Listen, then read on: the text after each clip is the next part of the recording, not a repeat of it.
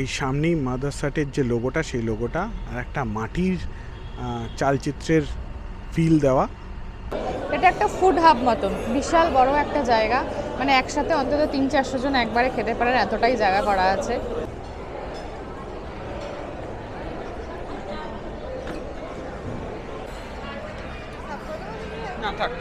আমি ডেজার্টে নিয়েছিল brownie with vanilla ice cream and hot chocolate.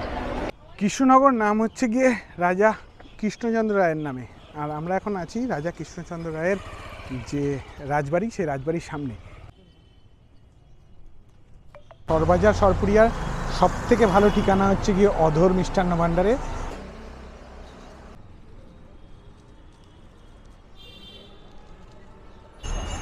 মাটির পুতুল বানানো চলছে, গোপাল ভাঁড় বানানো রয়েছে নিচে, ওপরে গোপাল কৃষ্ণ, এখানে পুতুল। সপ্তাহ জুড়ে কাজের ব্যস্ততা, তাই রবিবার বা ছুটির দিন কোথাও পালিয়ে যেতে চায় মন। তবে বেশি দূর যাওয়ার উপায় নেই, পরের দিন স্কুল অফিস সবই আছে।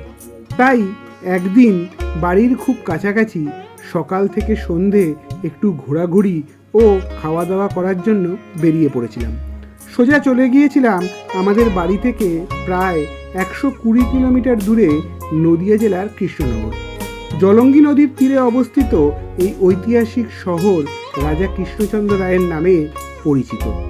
এটি মূলত এখানকার ঘূর্ণির মাটির পুতুল, রাজবাড়ি এবং জগদ্ধাত্রী পুজোর জন্য সারা বিশ্বে বিখ্যাত। এই সকল জায়গা ঘুরে দেখব সারাদিন। 12 নম্বর জাতীয় সড়কের পাশে অবস্থিত বিখ্যাত রেস্তোরাঁ মাদারহাটে খাওয়া দাওয়া সারব। সুবিশাল এই রেস্তোরাঁটিতে স্থানীয় মহিলারা নিযুক্ত আছেন বিভিন্ন কর্মযজ্ঞে। এখানে আধুনিক রোবটের মাধ্যমে খাবার পরিবেশন করা হয়। একটি দিন খাওয়া দাওয়া ও ঘোরাঘুরি নিয়ে কীভাবে কাটিয়েছিলাম তুলে ধরেছি এই ভিডিওতেই।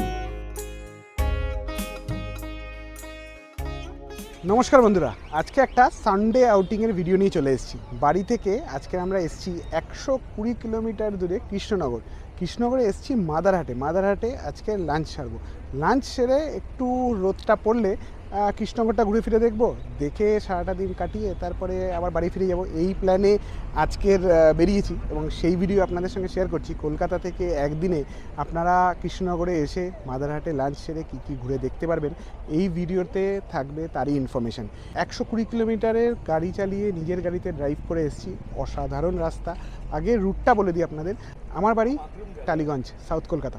টালিগঞ্জ থেকে আমরা বেরিয়ে মা ফ্লাইওভার ধরে চলে এসেছি বাইপাস রোডে। বাইপাস ক্রস করে ভিআইপি রোড ক্রস করে ধরেছি কল্যাণী এক্সপ্রেসওয়ে দিয়ে বড় জাগুলির মোড় থেকে জাস্ট বাদিকে নিয়ে NH 12 ধরে কৃষ্ণনগরের যে হাইওয়ে, সেই হাইওয়ে ধরে আমরা পৌঁছে গেছি মাদারসাট রেস্টুরেন্টে। এই মাদারসাট নিয়ে অনেক কিছু শুনেছি, অনেক দিন ধরে খাওয়ার ইচ্ছা ছিল, আজকে সেইটাই লাঞ্চ করতে এসেছি। চলুন আপনাদের আজকে মাদারসাট ঘুরে দেখাবো। এখানে আসলে কীরকম কী খাবার পাবেন, কী কী খাবার হবে এবং এখানে এসে আর কোথাও টুকটাক ঘুরতে পারবেন, সবই থাকবে আজকের ভিডিওতে। তো চলুন, আমার পাশেই রয়েছে মাদারসাট, এই হচ্ছে এই মাদারসাটের নতুন বিল্ডিং। তো চলুন ভেতরে যাওয়া যাক, রেস্টুরেন্টে যাই, আস্তে আস্তে খাবারটা অর্ডার দিই, তারপরে ধীরে ধীরে সব গল্প বলছি।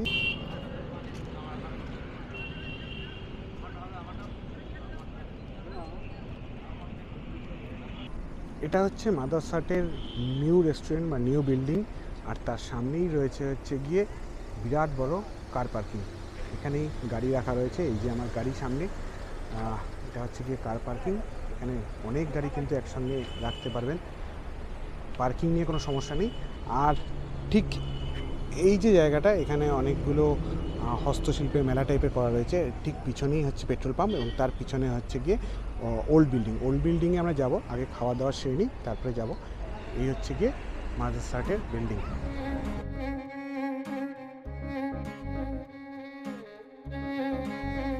মাদারসাট 2013 সালে পথ চলা শুরু করে। মাত্র 3 জন মহিলা কর্মী নিয়ে আজকের মাদারসাট শুরু হয়েছিল। বর্তমানে 200রও বেশি মহিলা কর্মী এখানে কর্মরত। এই রেস্তোরাঁয় মূলত ভারতীয়, চাইনিজ, দক্ষিণ ভারতীয়, ইতালীয় এবং সুস্বাদু বাঙালি খাবার পাওয়া যায়। মান ও স্বাদ বজায় রাখার জন্য প্রতিটি রন্ধন শৈলীর জন্য আলাদা আলাদা রান্নাঘর রয়েছে। বর্তমানে দুটি অংশ মিলিয়ে প্রায় 800 লোক একসাথে বসে এই রেস্তোরাঁয় খাওয়া দাওয়া সারতে পারেন। আমরা তো চলে এসেছি মাদারসাটে, যেরকম কৌশিক বললো। এটা একটা অনেক শুনেছি এটার ব্যাপারে, আসা হয়নি, আজকে আমরা ফার্স্ট এলাম প্রথম এখানে। এটা একটা ফুড হাব মতন, বিশাল বড় একটা জায়গা, মানে একসাথে অন্তত 300-400 জন একবারে খেতে পারেন, এতটাই জায়গা করা আছে। আর এটা কিন্তু একদম আধুনিক, মানে আপনার ওই রোবট দিয়ে খাবার পরিবেশন হয়। আচ্ছা, এটার ব্যাপারে শুনেছিলাম যে এটা কিন্তু মহিলা চালিত বলে। হ্যাঁ, মহিলা চালিত, মহিলারাই পরিবেশন করছেন, বাট পুরুষরাও আছেন, তারা অর্ডার নিচ্ছেন, আরও দু একটা কাজে রয়েছেন, বাট মেনলি মহিলারাই সার্ভ করছেন এখানে। আর রোবট, হ্যাঁ রোবটে করে খাবারটা আসছে, রোবট ছোটো ছোটো রোবট, বড় এরকম আছে রোবট গাড়ি টাইপের, ওখানে খাবারটা আসে, সেখান থেকে খাবার তুলে মহিলারাই আমাদের সার্ভ করছেন, একটা ব্যাপার। আমরা আইটেম নিয়েছি হচ্ছে অনেক কিছু মিলিয়ে মিশিয়ে নিয়েছি। আমরা নিয়েছি ভেজ থালি, নিয়েছি পোলাও, বাসন্তী পোলাও, নিয়েছি মাটন বিরিয়ানি, তার সাথে আছে মাটন কষা, গড়গড়া চিকেন বলে একটি রেসিপি আছে, এটা আমরা শুনেছিলাম খুব ভালো খেতে, তো এটা আমরা নিয়েছি। আর নেওয়া হয়েছে ফিশ পাতুরি। তো এই দিয়েই আমাদের আজকে আপাতত লাঞ্চ মেনু। খাওয়া এখনও শুরু করিনি, তোজো শুরু করে দিয়েছে অলরেডি। তো খাই, তারপর আপনাদের জানাবো যে কীরকমভাবে খেলাম, মানে কীরকম খেলাম, টেস্ট কীরকম। ভেজ থালি আমরা যেটা নিয়েছিলাম সেটাতে ছিল ভাত, ডাল, ঝুরঝুরে আলু ভাজা, আলু পটলের তরকারি, ছানার কোফতার তরকারি, আর পাঁপড়, চাটনি, দই। তো আপাতত আমরা শুরু করলাম ডাল, আলু ভাজা আর আলু পটলের তরকারি দিয়ে আমি শুরু করলাম খাওয়া।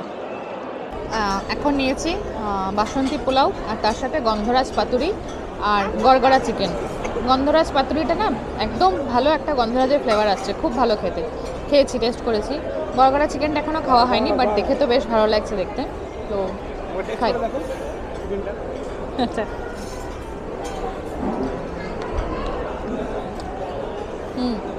ভালো খেতে, একদম হালকা, মানে বেশি ঝাল ঝাল নেই, ভালো খেতে। আমাদেরই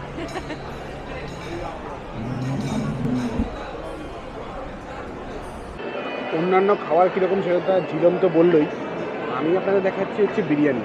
বিরিয়ানিতে পড়েছে হচ্ছে কি এরকম একটা নাল্লি পিস, এই যে নাল্লি আর পিসটাকে আমি আলাদা করে নিয়েছি, আর ডিমটা হাফ খাওয়া হয়ে গেছে। বিরিয়ানিটাও কিন্তু বেশ ভালো, মানে মাংসের যেটা মাটনের যে পিসটা, এটাও একদম নরম সফট, একদম জাস্ট ভেঙে যাচ্ছে, হাতে চাপ দিলেই ভেঙে যাচ্ছে। মাটনটাও ভালো, এবং বিরিয়ানির টেস্টও কিন্তু, রাইসটাও ফ্লেভারফুল রাইস আর ঝুরঝুরে রাইস, খুব ভালো বিরিয়ানিটাও। প্রত্যেকটা খাবার, সেটা থালির থেকে শুরু করে ফিশ পাতুরি, চিকেন, মাটন বিরিয়ানি, পোলাওটা তো অসাধারণ, প্রত্যেকটা জিনিস কিন্তু খুব ভালো। আমরা এত কিছু নাম শুনে এখানে এসেছিলাম, খাওয়ার আপাতত খেয়ে কিন্তু ফুললি স্যাটিসফাইড। আবার শেষ করি, তারপরে রেস্টুরেন্টে একবার আপনাদের ঘুরিয়ে দেখাচ্ছি। আমার খাওয়া হয়ে গেছে। আমি ডেজার্টে নিয়েছিল brownie with vanilla ice cream and hot chocolate. এটা খুব ভালো খেতে, আমার খুব ভালো লাগলো। শেষ পাতে আমরা নিয়েছি হচ্ছে গিয়ে ডাবের পায়েস। এই যে এটা হচ্ছে গিয়ে ডাবের পায়েস, এরকম এক বাটি দিয়েছে। এই ডাবের যে শ্বাস থাকে, সেই শ্বাসটা দিয়ে তৈরি, খেতে বেশ ভালো, আমি খেয়েছি। এটা ইউনিক আইটেম ডাবের পায়েস, তো এটাই নিলাম, খুব ভালো খেতে।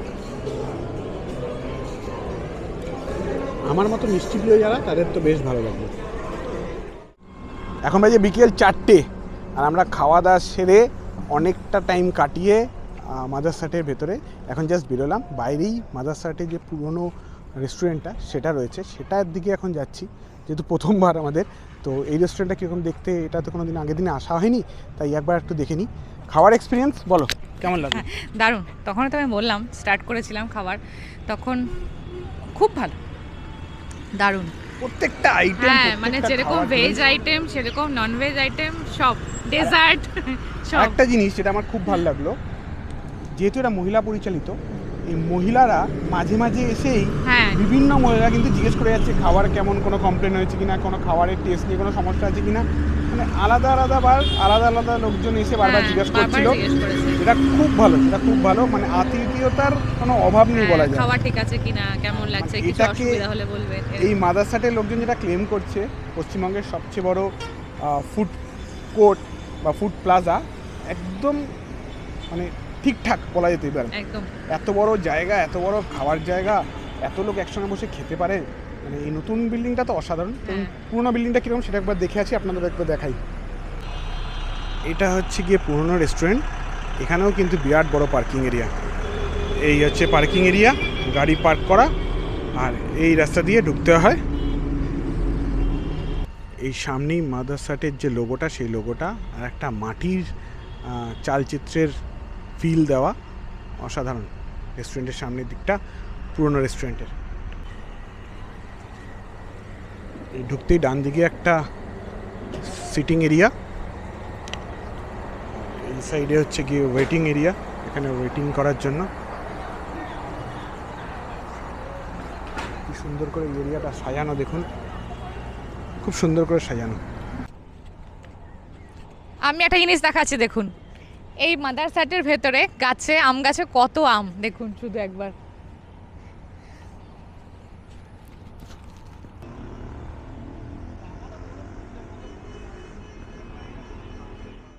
মাদারসাটে খাওয়া দাওয়া সেরে এবার বেরোনোর পালা। এখন বেরোবো, দেখি আশেপাশে টুকটাক কিছু ঘুরে দেখা যায় কিনা। চলুন, পরের গন্তব্যে দেখা হচ্ছে। গাড়ি বের করি, এগোনো যাক।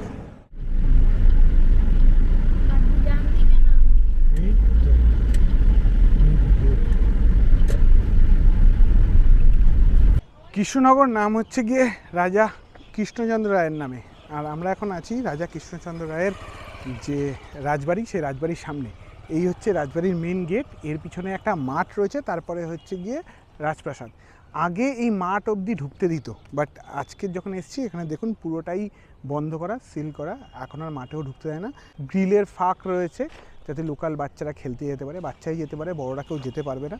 এটা গ্রিল দিয়ে গার্ড করা আছে, ওটা একটা ফাঁক করা আছে, বাচ্চারা গিয়ে খেলছে। তাছাড়া এখন কিন্তু এই মাঠে ঢোকাও বন্ধ, ওই রাজবাড়ির মাঠেও ঢুকতে দেয় না। আর এটা বন্ধ হয়েছে মোটামুটি 15 দিন আগে। তার আগে মেলা চলছিল, মেলার সময় সবাইকে ঢুকতে দিচ্ছিল, এখন মেলাও শেষ, তাই রাজবাড়িতে ঢোকার ওই মাঠ অবধি ঢোকাও বন্ধ। এইখান থেকেই কিন্তু আপনাদের রাজবাড়ি আসলে দেখতে হবে। ভেতরে কিন্তু রাজবাড়ির যারা বর্তমান প্রজন্ম তারা কিন্তু বসবাস করেন, তাই এখন কিন্তু আর এই রাজবাড়ির ভেতরে প্রবেশ করতে দেয় না। এই হচ্ছে গিয়ে মেন গেট।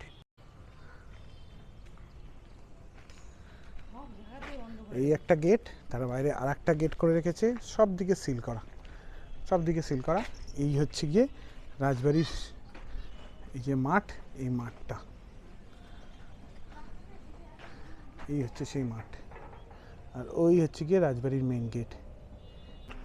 ছোটবেলা থেকে অনেক গোপাল ভাঁড়ের গল্প শুনেছি, রাজা কৃষ্ণচন্দ্রের গল্প শুনেছি, গল্প পড়েছি, টিভিতে দেখেছি, অনেক কিছুই শুনেছি, পড়েছি, কিন্তু সেই সূত্র ধরেই কৃষ্ণনগর আসছি। চলো ঠিক আছে, কৃষ্ণনগর রাজবাড়ি দেখবো, কিন্তু রাজবাড়ি তো বন্ধই, এবং রাজবাড়ির সামনের যে মাঠটা সেটাও এখন বন্ধ করে দিয়েছে, তো কিছুতেই আমরা ঢুকতে পারলাম না। বাইরে থেকে বিল্ডিং, রাজবাড়ির বাইরের বিল্ডিংটাই শুধু দেখতে পাচ্ছি, ব্যাস এইটুকুই, আর কিছু না, ভেতরে তো যাওয়া যাচ্ছে না। আমাদের ছোটবেলায় কিন্তু এই গোপাল ভাঁড় একটা একদম একটা চরিত্র ছিল, তার প্রতি আমরা সকলেই ইন্টারেস্টেড ছিলাম, এবং সেই গোপাল ভাঁড়ের সঙ্গে রাজা কৃষ্ণচন্দ্রের মজার মজার কাহিনী আমরা অনেকেই শুনেছি, আমরা পড়েছি ছোটবেলায়। তো সেই সূত্রেই কিন্তু কৃষ্ণনগরের জনপ্রিয়তা, আর সেই কৃষ্ণনগরের রাজবাড়ি আজকে কিন্তু এই যে মাঠ অব্দি, আগে তো ঢুকতে দিত না, মাঠ অব্দি আসতে দিত, এখন মাঠ অব্দি আসাও বন্ধ হয়ে গেছে। আশাহত হলাম এই অব্দি এসে। এটার কিছু একটা করা আমার মনে হয় দরকার। সাধারণ মানুষের, আমাদের মতন ভ্রমণপ্রিয় মানুষদের, যারা আর কৃষ্ণচন্দ্র এবং গোপাল ভাঁড় নিয়ে উৎসাহী, তাদের জন্য এটার কিছু একটা মিউজিয়াম বা এরকম টাইপের কিছু করা দরকার। আমার মনে হয় এটা একদমই করা দরকার। তো চলুন এবার কৃষ্ণনগর ঘোরার পরের পর্বে কোথায় যাওয়া যায় দেখা যায়। রাজবাড়ি ঘুরে সোজা চলে এসেছি কৃষ্ণনগরের বিখ্যাত সরভাজা সরপুরিয়া কিনতে। আর সরভাজা সরপুরিয়ার সবথেকে ভালো ঠিকানা হচ্ছে গিয়ে অধর মিষ্টান্ন ভাণ্ডারে। কিন্তু এখন বিকেলবেলা যেহেতু সরভাজা পেলাম না, শুধু সরপুরিয়া, এই সরপুরিয়া নিলাম। অরিজিনাল অধরের যে মিষ্টান্ন দোকান, সেই দোকানে থেকেই সরপুরিয়া নিলাম। একদম পুরনো ধাঁচের একটা দোকান, দুজন মাত্র কর্মচারী, মিষ্টির কাউন্টারটা পুরো ফাঁকা, কোনো মিষ্টি নেই, শুধুমাত্র সরপুরিয়া, তাও লোকে লাইন দিয়ে কিনছে। আমি দেখে অবাক, একটাই মিষ্টি দাঁড়িয়ে শুধু একজন কেটে কেটে বিক্রি করছে, পার পিস 45 টাকা করে। ওই এক একটা 100 গ্রামের আশেপাশে হয় পিস, 100 গ্রাম বা একটু 100 গ্রামের কমই হয়। তো ওইটা নিলাম, এবার আবার এগিয়ে যাব। সামনের দিকটা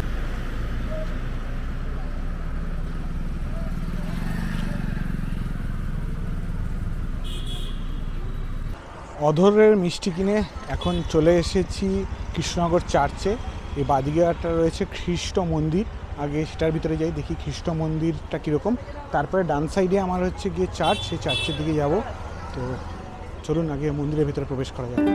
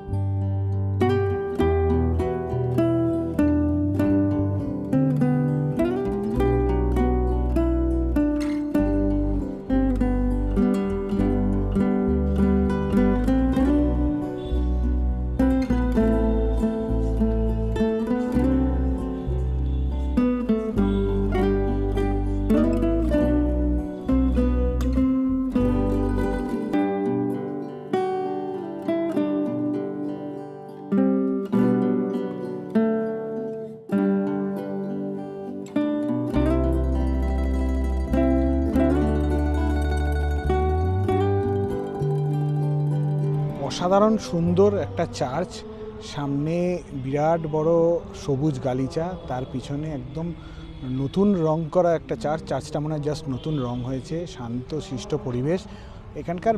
মানে এই গেট দিয়ে ঢুকলে, চার্চের ভিতরে গেট দিয়ে ঢুকলেই এর পরিবেশ মাধুর্য কিন্তু আলাদা হয়ে যাচ্ছে। একটা শান্ত পরিবেশ পুরো, হ্যাঁ, ভিতরে উপাসনা চলছে। এবং আজকে রোববার বলে ভিতরে উপাসনা চলছে, তাই ভিতরে প্রবেশ নিষেধ। মানে প্রবেশ করতে পারেন, বাট ওখানে গিয়ে বসতে হবে, আপনি ঘুরে দেখাটা সম্ভব না এখন। তাই আমরা ভিতরে গিয়ে বসছি না, বসলে সময় কাটালে ভালো লাগতো, বাট এখন সময় নেই যে ওখানে বসে একটু প্রে করব, তো সেই অবস্থায় নেই। তবে এখানে এসে কিন্তু খুব ভালো লাগছে, এটা বলতে পারি। আর ঠিক অপোজিটেই হচ্ছে কি খ্রিস্ট মন্দির, যেটা দেখে এলাম, ওটাও খুব সুন্দর ভিতরটা। ওটার ভিতরে ভিডিওগ্রাফি বা ফটোগ্রাফি অ্যালাউ নয়, তাই দেখাতে পারলাম না। এই কৃষ্ণনগরে আসলে কৃষ্ণনগর চার্চ এবং তার উল্টো দিকে খ্রিস্ট মন্দির, এই দুটো কিন্তু অবশ্যই দেখবেন, খুব ভালো লাগবে। এখানকার পরিবেশ এত সুন্দর, খুব ভালো লাগবে। রবিবার সকাল আর বিকালবেলা দুবারই উপাসনা হয়, আমি জিজ্ঞেস করলাম। আর বাকি সপ্তাহের বাকি দিনগুলো শুধু সকালবেলা হয়। তো এখনও 6:30 অবধি হবে বললে উপাসনা, এখন 6টা বাজছে, আরও আধ ঘন্টা হবে। তো ভেতরে অনেক বহু মানুষ বসে আছেন, গেলে ভিতরে গিয়ে বসা যাবে, বাট ওই মানে যেহেতু ওনারা শুনছেন জিনিসটা, তো মাঝখান দিয়ে গিয়ে হেঁটে হেঁটে গিয়ে ফিরে চলে আসাটা খারাপ, মানে হ্যাঁ, ডিস্টার্ব করাটা ঠিক না। তো সেই জন্য আমরা আর ঢুকলাম না, বাইরে থেকে আমরা প্রভুর দর্শন করেছি, খুব ভালো। আর একটা জিনিস, ঢুকার মুখে জিলাম একটা কথা বললো, সেটা হচ্ছে গিয়ে, বলো তুমি বলো, কি ফিলটা একটা গোয়া গোয়া ফিল। অ্যাকচুয়ালি যখন আমরা না মানে জাস্ট ঢুকছিলাম চার্চটা, আর চার্চের বাইরে না পুরো পরপর নারকেল গাছ দাঁড়ানো, মানে একদম বাইরে থেকে একটা ফটো নিলে বা লুকটা পুরো ছিল একদম গোয়া ভাইবস ছিল, পুরো নারকেল গাছ আর চার্চ। মানে কলকাতার থেকে 100 কিলোমিটার দূরে গোয়া ভাইবস পেতে গেলে আসতে হবে কৃষ্ণনগর চার্চে।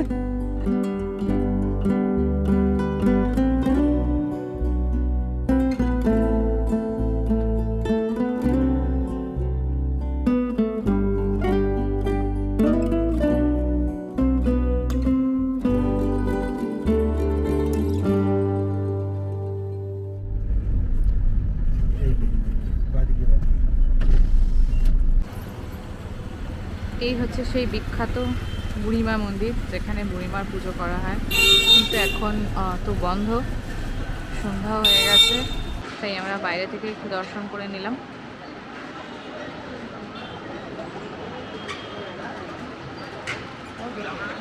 একটু সামনে থেকে গিয়ে দেখার চেষ্টা করছি।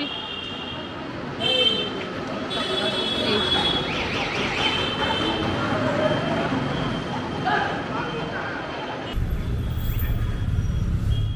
সূর্য ডুবে গেছে, সন্ধ্যা হয়ে গেছে। এখন এসেছি আমরা ঘূর্ণিতে। কৃষ্ণনগর যেমন মাটির পুতুলের জন্য বিখ্যাত, আর ঘূর্ণিতেই এই মাটির পুতুল তৈরি হয়।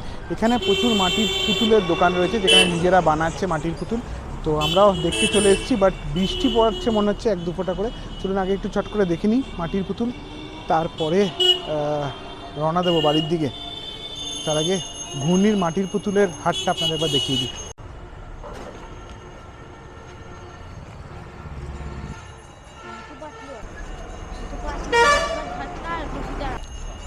মাটির পুতুল বানানো চলছে, গোপাল ভাঁড় বানানো রয়েছে নিচে, ওপরে গোপাল কৃষ্ণ, এখানে পুতুল।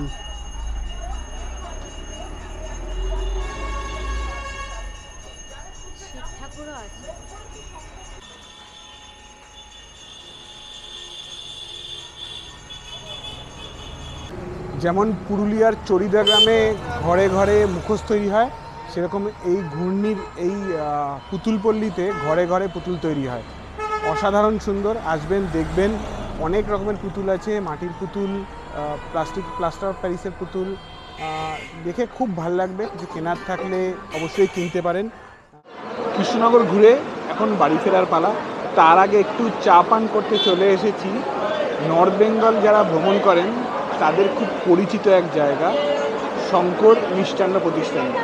একদম হাইওয়ের ওপরে শঙ্কর মিষ্টান্ন প্রতিষ্ঠান।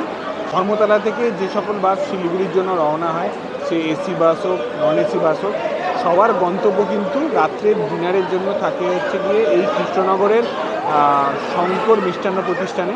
তো আমরাও এখন সেখানেই চলে এসেছি, এখানে চা পান করবো। তৈজো একটু স্ন্যাক্স খাবে, কারণ কি সকালের খাবার এত ভারী হয়ে গেছে, আমরা কিছু খাবো না, বাট তৈজো বায়না করছে চিকেন পকোড়া খাবে, তো চিকেন পকোড়াও খাবে। খেয়ে দিয়ে আমরা বাড়ির দিকে রওনা দেবো। এখন আছি শঙ্কর মিষ্টান্ন প্রতিষ্ঠানে। আপনারা যারা যারা এদিকে এসছেন তারা জানেন কি বিরাট, হ্যাঁ স্লিপটা দাও, কি বিরাট এই জায়গা, এই প্রতিষ্ঠান। যত বড় টয়লেট, পরিষ্কার পরিচ্ছন্ন, একসঙ্গে প্রচুর লোক বসে খেতে পারে। আমরা এবার শুধু চা, যখন আবার নর্থ বেঙ্গলের দিকে যখন গন্তব্য হবে বাসে করে, তখন রাতের ডিনার এখানে নিশ্চয়ই সারবো। বাট এখন শুধু চা দিয়ে চা পানটা সেরে কলকাতার দিকে রওনা দেবো। তো চলুন চা পান শেষ করে বাড়ির দিকে রওনা দেওয়া যাক। আর বাইরে শুরু হয়েছে বিভৎস বৃষ্টি, মানে আমরা নামতে পারছিলাম না গাড়ি থেকে, সেটা রেস্টুরেন্টে ঢুকতে পারছিলাম না, এত বৃষ্টি হচ্ছে, বিভৎস বৃষ্টি হচ্ছে। চা পান সেরে এই বৃষ্টির মধ্যে কিন্তু আমাদের রওনা দিতে হবে কলকাতার দিকে। তো চলুন চা পানটা সেরে নিই। শঙ্করী হোটেলের একটা ভালো জিনিস আপনাদের দেখাই, দেখুন আমরা রাস্তাঘাটে যারা চলাচল করি অনেক সময় আমাদের ফোন বা ক্যামেরা এইসবের চার্জ শেষ হয়ে যায়। এই যে টেবিলে বসলেন, টেবিলের পাশে যে পিলারগুলো রয়েছে, সেই পিলারেও আপনাদের জন্য রয়েছে হচ্ছে গিয়ে এরকম চার্জিং পোর্টের ব্যবস্থা। আমরা চার্জ লাগিয়ে দিয়েছি ফোন, চার্জিং পোর্টের ব্যবস্থা রয়েছে এখানে। আর এই হচ্ছে গিয়ে টেবিল, এখানে খাওয়া দাওয়া করবেন, আর তার সঙ্গে আপনার পাশেই কিন্তু চার্জিংটা করে নিতে পারবেন ফোন বা ক্যামেরাগুলো।